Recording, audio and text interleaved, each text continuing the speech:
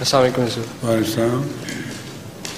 حضور میرا سوال حضرت صلی اللہ علیہ وسلم کے اس واقعے سے متعلق ہے جس کا ذکر اکثر حضور صلی اللہ علیہ وسلم اپنے خطبوں میں کرتے ہیں کہ ایک رات کو حضرت عائشہ صدیقہ رضی اللہ تعالیٰ عنہ نے اندھیرے میں اپنا بستر ٹٹولا اور پھر حضور صلی اللہ علیہ وسلم کو سجدہ کی حالت میں پایا.